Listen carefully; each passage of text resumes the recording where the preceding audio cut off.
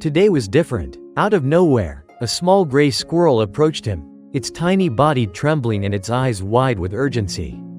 Michael paused, taken aback. Squirrels rarely ventured close, let alone act so boldly. The little creature chittered frantically, darting back and forth, as if trying to convey a message. Curiosity piqued. Michael followed the squirrel as it scurried ahead, glancing back to ensure he was in tow. They weaved through the trees and over fallen branches until they reached a small clearing. There, nestled among the roots of a large oak tree, lay a baby squirrel, its paw caught at an awkward angle and clearly injured. Michael's heart sank. The poor thing whimpered softly, and nearby, a sleek tabby cat lurked, eyeing its potential prey with predatory intent. Without a second thought, Michael stepped forward, his protective instincts kicking in. He waved his arms and shouted, startling the cat into retreat.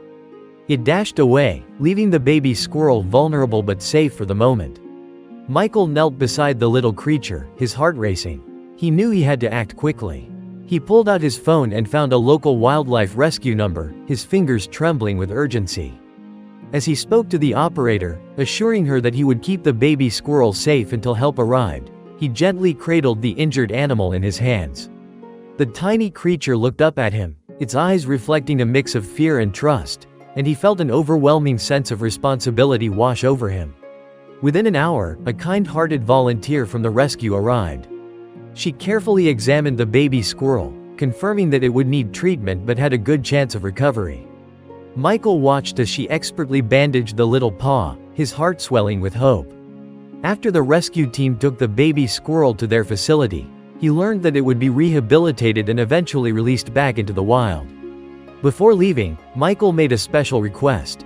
He asked if the squirrels could be released in his yard once they were ready. He had grown fond of the little family and wanted to ensure their safety away from the dangers of the park. The volunteers smiled and assured him that they would do their best to accommodate his wish. Weeks passed, and as the days grew shorter and the air crisper, Michael often found himself gazing out his window, hoping to catch a glimpse of the little squirrels he had helped. One sunny morning, just as the first frost began to blanket the ground, he spotted movement in his yard. His heart raced as he stepped outside. To his delight, he saw a familiar gray squirrel, his little friend. The squirrel paused, looking at Michael with recognition, and then scampered up a tree. Soon after, another squirrel joined, and then another. It was a small family, and they seemed to have made his yard their new home. Over the following weeks, the squirrels became a regular sight. They played in the branches, chased each other across the lawn, and even ventured closer to Michael, who would leave out bits of nuts and seeds for them. He named the baby squirrel Paw, in honor of the injury he had helped heal.